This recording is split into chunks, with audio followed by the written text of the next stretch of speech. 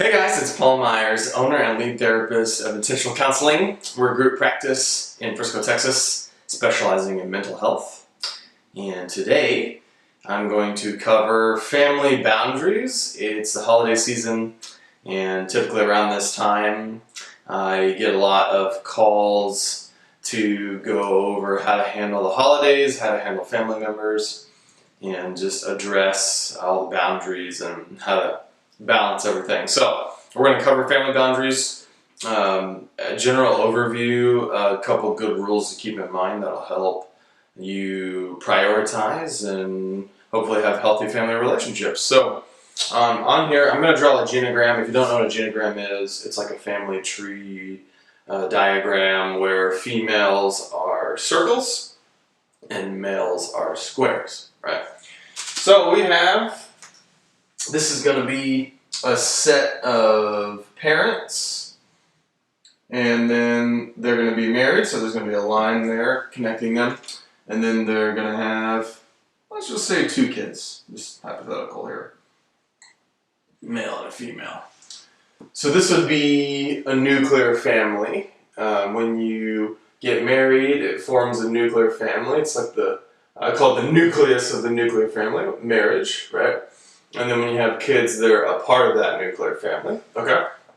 Now, whenever an individual becomes an adult and then gets married of their own, they form a nuclear family of their own. So let's say this son here ends up getting married, okay?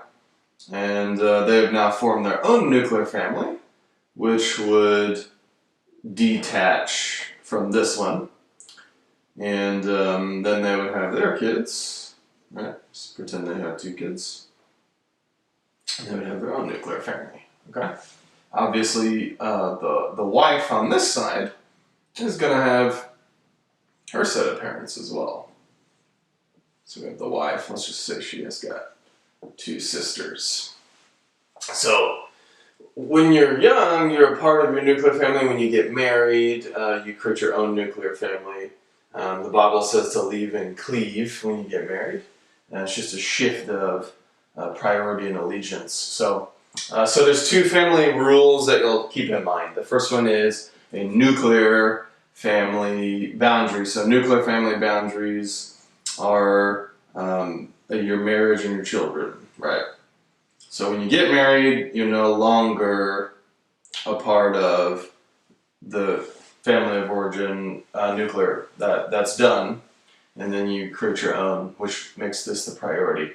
So nuclear family boundaries help you prioritize your responsibility, because what's inside the circle is your actual responsibility, because you have chosen that. So you've chosen your spouse, you've chosen to have children. These are your decisions, which makes it your responsibility. Your family of origin, you do not choose. So they're not your responsibility. This is. And so they take a lesser priority than your nuclear. So that's the first rule to keep in mind. The second rule is a generational boundary. So if we slice this up, we have this generation here, then there's this generation, and then there's this generation as well. So you can kind of see the generations. Now, the generational family boundary is basically stating that when you form alliances and you're kind of on the same page, on the same team, you want to stick to inside your generation. So there's a lot of unhealthy family dynamics where it's like a cross-generational alliance.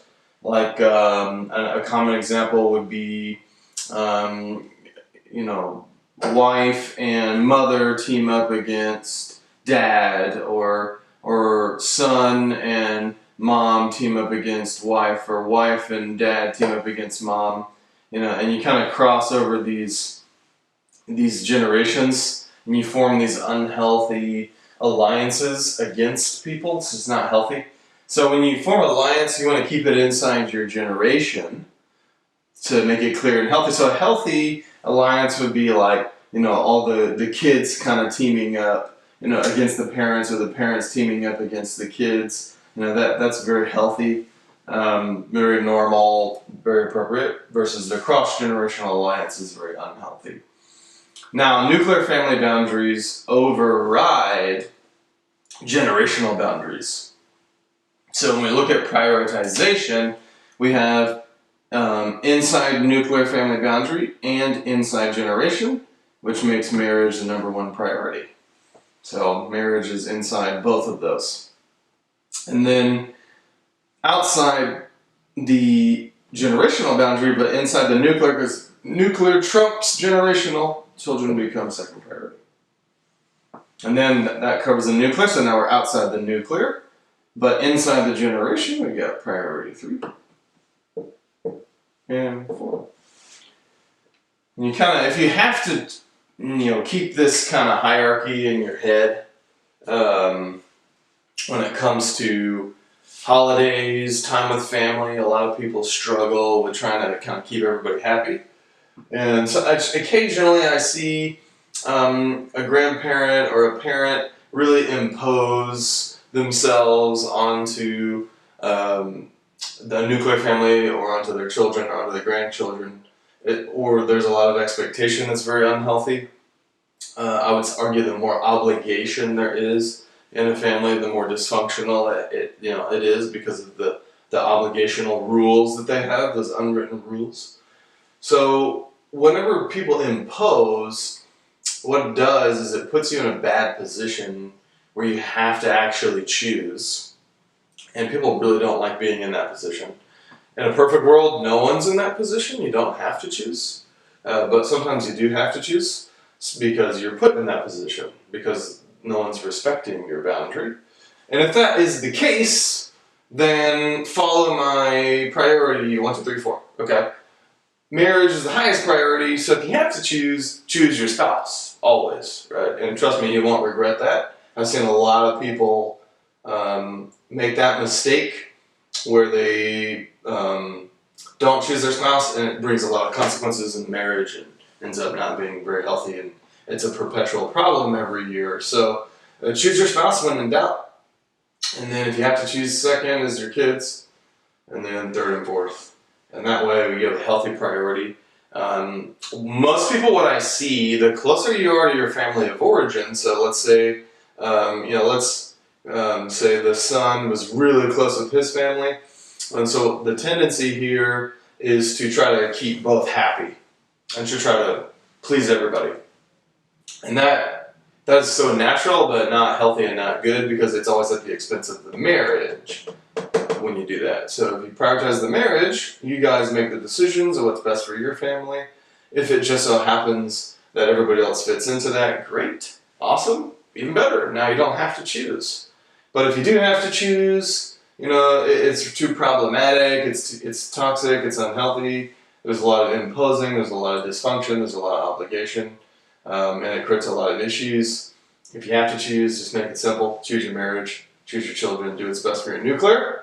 And then if it lines up to where it's not detrimental to have everybody else involved, then that's great. So, does it make sense?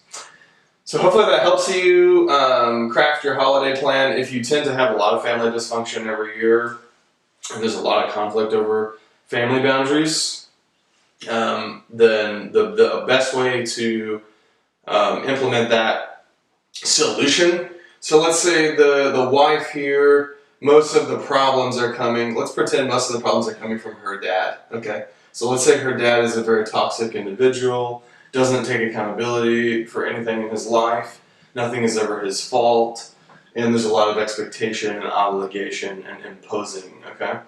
So if that's the case for him, what will have to happen, since it's her dad, she'll have to be the spokesperson for the family to implement the boundary towards him, so that he can kind of respect what we got going on here in the nuclear, okay?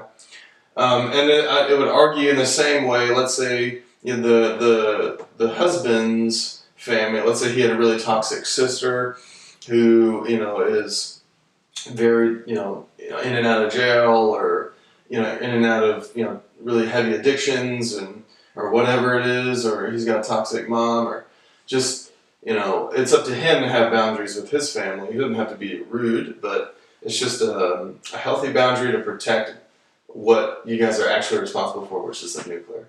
So if it's your family of origin, you're the spokesperson, is kind of the rule, right? Because they'll hear it better from you rather than the other way around. So, okay? So that'll hopefully help. If you have very toxic family and you're married and you have kids and you kind of fit in this little bracket here, sit down with your spouse, talk about how many times a year you guys are willing to have the external family involved, and find that perfect number where you can have the involvement, but it's not detrimental. So what's the maximum amount of involvement we can have without it being detrimental? That's a hard line to find, but with a lot of discussion and maybe a little bit of conflict, you guys can kind of find that line. And then pre-decide every year how much do we want to see them, and kind of plan that out so everyone's on the same page so you don't have a lot of inner conflict when we're dealing with any toxic family members. Okay? Alright, if hopefully that helps. I know that was really vague, so don't generalize that. That's just an overview, so don't try not to over-apply that. It's just a general philosophy that you want to have to kind of help you prioritize and make good decisions for your family, to protect what your priority is and what your actual responsibility is, rather than going off guilt or obligation just because that's how it's been.